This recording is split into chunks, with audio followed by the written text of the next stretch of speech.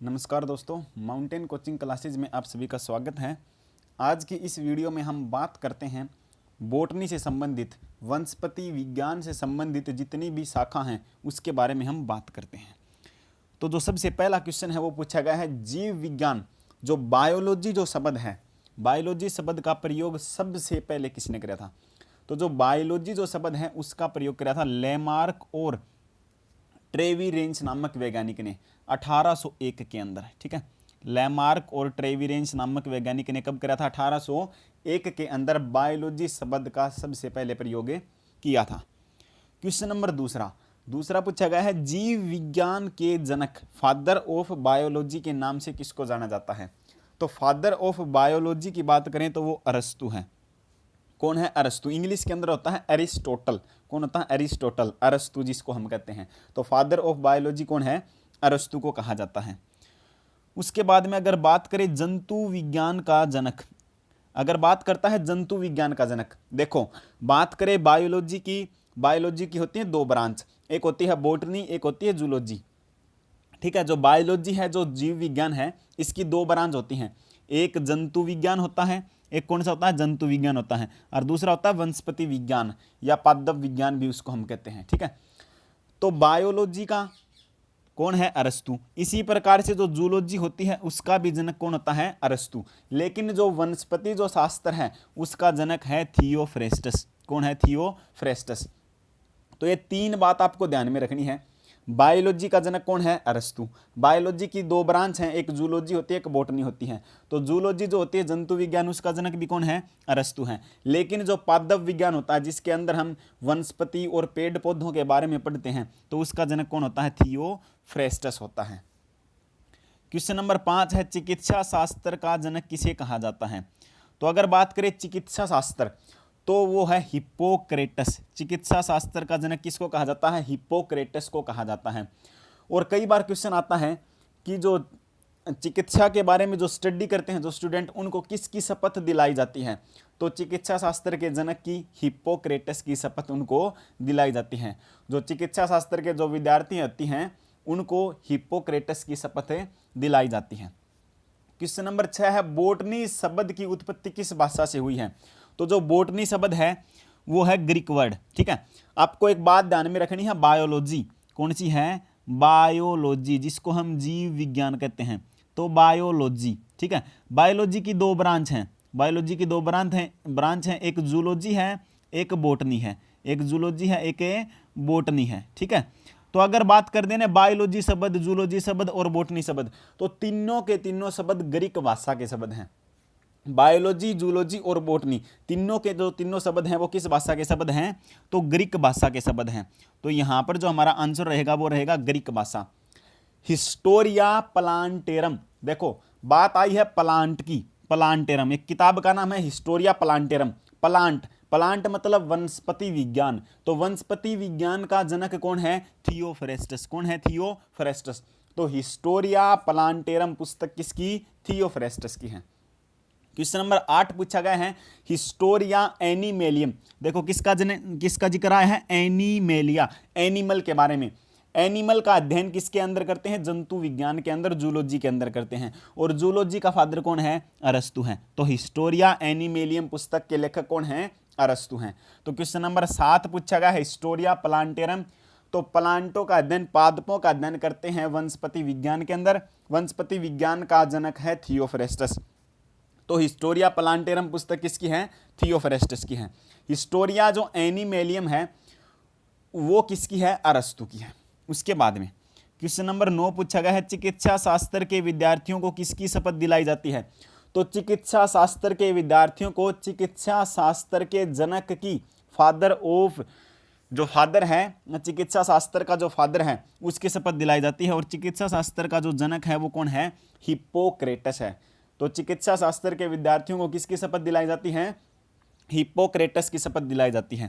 Question number 10 पूछा गया है, वह विज्ञान जिसका संबंध जीवधारियों के अध्ययन से होता है। वह विज्ञान जिसका संबंध जीवधारियों के अध्ययन, जीवधारी तो किसके अंदर है? जीव विज्ञान के अंदर। जीवधारियों का अध्ययन किसके अंदर किया जाता है? जीव विज्ञान के अंदर। और जीव विज्ञान जो है बायोलॉजी है, बायोलॉजी का जनक किसको कहा जाता है? तो अरस्तु को कहा जाता है। क्वेश्चन नंबर 11 है, फाइकोलॉजी में किसका अध्ययन किया जाता है? दो होते हैं, एक फाइकोलॉजी होता है, एक बिल्कुल सेम होता है माइकोलॉजी। तो फाइकोलॉजी होता है शैवाल का अध्ययन। फाइकोलॉजी किसका अध्ययन होता है? शैवालों का अध्ययन होता है। अगर माइकोलॉजी की बात करें तो वो कवकों का अध्ययन होता है। माइकोलॉजी कवकों का अध्ययन, फाइकोलॉजी शैवालों का अध्ययन। बिल्कुल दोनों सेम होते हैं, बहुत कन्फ्यूजन करते हैं, ठीक है। तो फाइकोलॉजी किसका अध्ययन होता है? शैवाल का होता है। और माइकोलॉजी की बात करें तो कवकों का अध्ययन होता है। क्वेश्चन नंबर 12, पर्यावरण का अध्ययन जीव विज्ञान की किस शाखा के अंतर्गत किया जाता है? पर्यावरण, पर्यावरण किसके अंदर आता है? पारिस्थितिकी के अंदर आता है। तो यहां पर कौन सा रहेगा? पारिस्थितिकी। पर्यावरण का अध्ययन जीव विज्ञान की किस शाखा के अंतर्गत किया जाता है? तो पारिस्थितिकी के अंदर किया जाता है। क्वेश्चन नंबर 13 है, फूलों के संवर्धन के विज्ञान को क्या कहते हैं? तो फूलों के संवर्धन के विज्ञान को कहा जाता है फ्लोरीकल्चर। क्या कहा जाता है? फ्लोरीकल्चर कहा जाता है। फूलों का संवर्धन, फूल फ्लोवर जिसको कहते हैं, फूल फ्लोवर, तो फ्लोरीकल्चर। फूलों के संवर्धन के विज्ञान को क्या कहते हैं? फ्लोरीकल्चर कहते हैं। डेंड्रोलॉजी, दो शब्द आते हैं, एक होता है डेंड्रोलॉजी, एक होता है डेंड्रोक्रोनोलॉजी। तो दोनों अलग अलग होते हैं। तो डेंड्रोलॉजी होता है झाड़ियों का अध्ययन। डेंड्रोलॉजी किसका अध्ययन होता है? झाड़ियों का अध्ययन होता है। और डेंड्रोक्रोनोलॉजी होता है वार्षिक वलयों का अध्ययन। तो डेंड्रोलॉजी झाड़ियों का अध्ययन, डेंड्रोक्रोनोलॉजी होता है वार्षिक वलयों का अध्ययन। क्वेश्चन नंबर 15 है, पुष्पों का अध्ययन कहलाता है? पुष्पों का अध्ययन कहलाता है।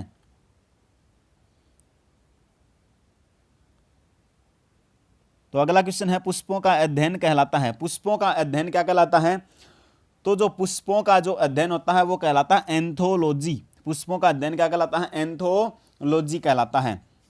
क्वेश्चन नंबर 16 पूछा गया है, जीवाश्म वनस्पति विज्ञान का अध्ययन क्या जीवाश्म वनस्पति विज्ञान में अध्ययन किया जाता है? तो जीवाश्मों का, ठीक है।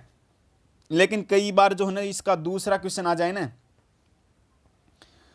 दूसरा क्वेश्चन आ जाए कि जीवाश्मों का अध्ययन क्या कहलाता है? तो जीवाश्मों का जो अध्ययन होता है वो कहलाता है पैलिएंटोलॉजी। पैलिएंटोलॉजी कहलाता है, ठीक है।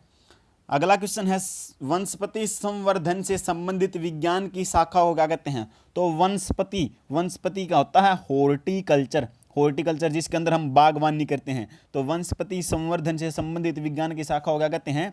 हॉर्टिकल्चर कहते हैं। क्वेश्चन नंबर 18, जीवों एवं वातावरण की अंतर अभिक्रिया से संबंधित जीव विज्ञान की शाखा।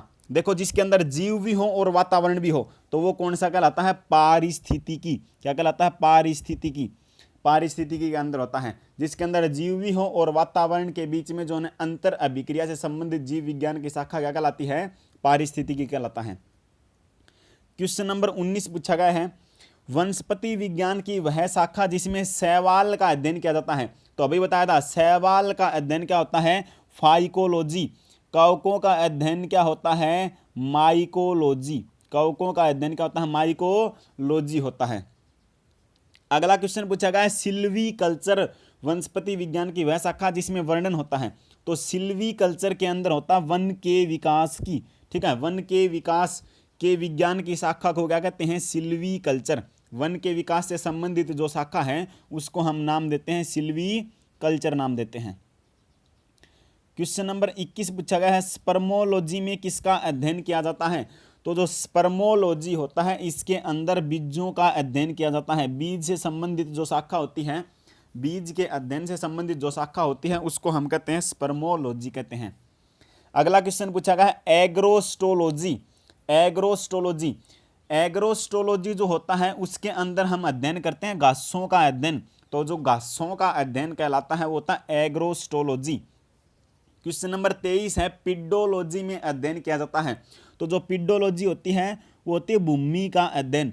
भूमि का अध्ययन क्या कहलाता है? पिडोलॉजी कहलाता है। जनसंख्या का अध्ययन क्या कहलाता है? डेमोग्राफी कहलाता है। क्वेश्चन नंबर 24 पूछा गया है, आनुवांशिकता एवं विभिन्नता के बारे में जानकारी देने वाली वनस्पति विज्ञान की शाखा को क्या कहते हैं? तो आनुवांशिकता के बारे में जो देती है उसको हम आनुवांशिकी कहते हैं, हेरिडिटी कह लेते हैं, आनुवांशिकी।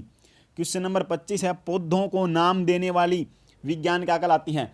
तो पौधों को जो नाम देती है उसको हम कहते हैं वर्गीकी, वर्गीकी, टैक्सोनोमी। क्या नाम देते हैं? टैक्सोनोमी नाम देते हैं। और फादर ऑफ टैक्सोनोमी है कैरोलस लीनियस, स्वीडन का एक वैज्ञानिक है, उसका नाम है कैरोलस लीनियस है। तो वर्गीकी का जनक किसको कहा जाता है? कैरोलस लीनियस को कहा जाता है। उसके बाद में क्वेश्चन नंबर 26 पूछा गया है, फलों का अध्ययन कहलाता है।